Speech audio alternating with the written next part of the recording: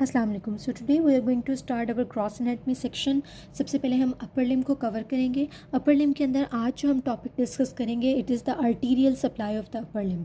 ठीक है, पहले हम इसकी थ्योरी देखेंगे, फिर इसको हम डायग्राम से जो है वो मज़ीद क्लियर करेंगे। Arterial supply of the upper limb क्या होती है हमारे पास? सबसे पहले arterial supply of the upper limb start होती है from the subclavian artery. ठीक है, so the arterial supply of the upper limb कहाँ से स्टार्ट होती है? सब क्लेवियन आर्टरी से स्टार्ट होती है। ये एक्सटेंड करती है from the arch of aorta to the lateral border of the first rib. ठीक है, आर्च ऑफ एओर्टा से ये अराइज करती है, आर्च ऑफ एओर्टा से ये अराइज करती है और फिर ये जो है lateral border of the first rib तक जो है ना वहाँ तक एक्सटेंड कर रही होती है। ठीक है, the subclavian artery branches of into following arteries. Subclavian artery कौन कौन सी ब्रांचेज हमें दे रही होती है? इसमें सबसे पहले इंटरनल थोरेसिक आर्टरी है। The internal thoracic artery is continuous with the superior epigastric artery which anastomose with the inferior epigastric artery।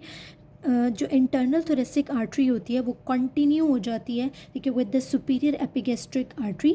ठीक है, और सुपीरियर एपिगेस्ट्रिक आर्टरी एनास्टमोज करी होती है with the inferior epigastric artery, और inferior epigastric artery is the branch of external iliac artery and this is again a very important past paper MCQ, that is inferior epigastric artery is the branch of external iliac artery. Next, this may provide a route of collateral circulation if the abdominal aorta is blocked। ठीक है, तो अगर किसी भी cause की वजह से abdominal aorta की जो है वो ब्लॉकेज हो जाती है, ठीक है, तो ये जो एनास्टमोसिस होता है between the superior epigastric artery inferior epigastric artery, ये हमारे पास जो है वो कोलेट्रल सर्कुलेशन प्रोवाइड करता है अगर एब्डोमिनल एओर्टा ब्लॉक हो जाए। तो पहली सबसे ब्रांच कौन सी होगी? Internal thoracic artery. Second branch is vertebral artery. ठीक है, थर्ड ब्रांच जो है वो थायरोसर्वाइकल ट्रंक आ जाता है। ठीक है, थायरोसर्वाइकल ट्रंक की फर्दर आगे तीन ब्रांचेस होती हैं। पहली ब्रांच है सुप्रास्कैपुलर आर्टरी। ठीक है, सुप्रास्कैपुलर आर्टरी क्या करती है? ये कोलेट्रल सर्कुलेशन के अंदर इन्वॉल्व होती है अराउंड द शोल्डर। शोल्डर के लेवल पे जो हमारे पास कोलेट्रल सर्कुलेशन होती है उसमें सुप्रास्कैपुलर आर्टरी इन्वॉल्व होती है। Transverse cervical artery. Transverse cervical artery participate करती है in collateral circulation around the shoulder. ठीक है, ये भी collateral circulation around the shoulder में इन्वॉल्व होती है। Third is inferior thyroid artery. ठीक है, जो कि आपके थायराइड ग्लैंड को जो है वो सप्लाई कर रही होती है। ठीक है, तो ये तीन इसकी ब्रांचेस हैं। So thyrocervical trunk has three branches, suprascapular artery, transverse cervical artery and the inferior thyroid artery. और जो fourth branch of the subclavian artery it is costocervical trunk.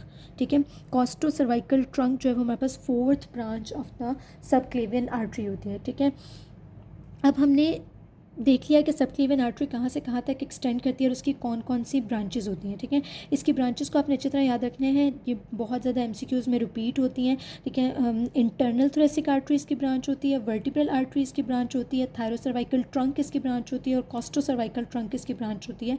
और थायरोसर्वाइकल ट्रंक की तीन ब्रांचेज हैं, suprascapular artery, transverse cervical artery, दोनों जो हैं वो कोलेट्रल सर्कुलेशन करती हैं अराउंड द शोल्डर्स, और इन्फीरियर थायराइड आर्टरी, ठीक है, जो कि आपके थायराइड ग्लैंड को जो है वो सप्लाई कर रही होती है। ठीक है, और लास्ट इसकी जो ट्रंक है वो कॉस्टोसर्वाइकल ट्रंक है। ठीक है, तो दो ट्रंक हैं, थायरोसर्वाइकल ट्रंक और कॉस्टोसर्वाइकल ट्रंक, और दो जो है वो आर्टरीज हैं, internal thoracic artery and vertebral artery. अब इसको हम जो है वो मज़ीद क्लियर कर लेते हैं डायग्राम से। ठीक है, कि सबक्लेवियन आर्टरी कहाँ से कहाँ तक एक्सटेंड करी है and what are its branches, इसको हम डायग्राम से क्लियर करेंगे। सो इन दिस डायग्राम अगर आप देखिए तो ये सबक्लेवियन आर्टरी है। ठीक है, और ये सबक्लेवियन आर्टरी कहाँ से राइज कर रही है? आर्च ऑफ एओर्टा से राइज कर रही होती है। ठीक है, तो सबक्लेवियन आर्टरी जो है वो आर्च ऑफ एओर्टा से अराइज करती है और कहाँ तक एक्सटेंड कर रही है? ये lateral border of the first rib तक जो है ना वो एक्सटेंड कर रही है। ठीक है, lateral border of the first rib तक एक्सटेंड करी है, यानी यहाँ आर्च ऑफ एओर्टा से राइज करके lateral border of the first rib तक कौन एक्सटेंड करी है? Subclavian artery. ठीक है, नेक्स्ट हम सो नेक्स्ट हमारे पास जो आर्टरी है वो एक्सिलरी आर्टरी है। ठीक है, सबक्लेवियन आर्टरी जो है वो कंटिन्यू करती है in the form of axillary artery. ठीक है, तो axillary artery is the continuation of subclavian artery, और ज़ाहिर है एक्सिलरी आर्टरी वहाँ से शुरू होगी जहाँ सबक्लेवियन आर्टरी एंड हुई थी, तो ये कहाँ से एक्सटेंड करेगी? From the lateral border of the first rib to the inferior border of the teres minor muscle तक जो है टीरीज मेजर मसल तक ये एक्सटेंड करेगी। ठीक है, तो एक्सिलरी आर्टरी जो है वो कहाँ से कहाँ एक्सटेंड करेगी? जहाँ पर सबक्लेवियन आर्टरी हमारी एंड हो रही थी, ठीक है, that is from the lateral border of the first rib. ठीक है, यहाँ से ये एक्सटेंड करती है to the teres major muscle, teres major muscle तक जो है वो एक्सटेंड करती है। The tendon of the pectoralis minor muscle crosses the axillary artery interiorly, and this is a very important MCQ कि कौन सा टेंडन जो है वो एक्सिलरी आर्टरी जो है उसको क्रॉस कर रहा होता है या उसको डिवाइड कर रहा होता है, ठीक है। तो एक्सिलरी आर्टरी को tendon of pectoralis minor muscle जो है वो क्रॉस करता है, ठीक है।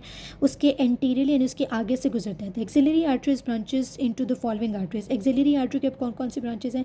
एक्सिलरी आर्टरी की ब्रांच होती है हमारे पास सबसे पहले सुप्रीम थोरेसिक आर्टरी, जिसको हम हाईएस्ट थोरेसिक आर्टरी भी कहते हैं, ठीक है। सेकेंड आपके पास आ जाती है थोरेको एक्रोमियल आर्टरी, ठीक है। Third branch is lateral thoracic artery, ठीक है। फोर्थ ब्रांच होती है इसकी posterior humeral circumflex artery, posterior humeral circumflex artery. Fifth branch is anterior humeral circumflex artery और लास्ट ब्रांच होती है इसकी सब स्कैपुलर आर्टरी, ठीक है। तो बेसिकली ये इसके 6 ब्रांचेस हैं, ठीक है। Another important point is that axillary artery जो है उसको हम 3 पार्ट्स में डिवाइड करते हैं, ठीक है। तो जहाँ पर पेक्टोरलिस माइनर मसल जो है वो क्रॉस करता है एक्सिलरी आर्टरी को, वो एक्सिलरी आर्टरी को 3 पार्ट्स में डिवाइड कर देता है, ठीक है। First part of axillary artery होता है, second part of axillary artery होता है, third part of axillary artery होता है, ठीक है। फर्स्ट पार्ट जो होगा वो, अगर ये हमारी एक्सिलरी आर्टरी है, ठीक, यहाँ से पेक्टोरलिस माइनर मसल जो है वो क्रॉस कर रहा है, तो फर्स्ट पार्ट जो होगा वो above the pectoralis minor muscle होगा। सेकंड पार्ट जो होगा वो इसके नीचे बीनीथ प्रेजेंट होगा। थर्ड पार्ट जो है इससे आगे एक्सटेंड करा होगा। तो ये एक्सिलरी आर्टरी को 3 पार्ट्स में डिवाइड करती है। First part of axillary artery की ब्रांच कौन सी होती है? सुप्रीम थोरेसिक आर्टरी या हाईएस्ट थोरेसिक आर्टरी, ठीक है। सेकेंड पार्ट से थोरेको एक्रोमियल आर्टरी और लेटरल थोरेसिक आर्टरी, और थर्ड पार्ट से जो है वो posterior circumflex humeral artery, anterior circumflex humeral artery और सब स्केपुलर आर्टरी जो है वो अराइज कर रही होती है।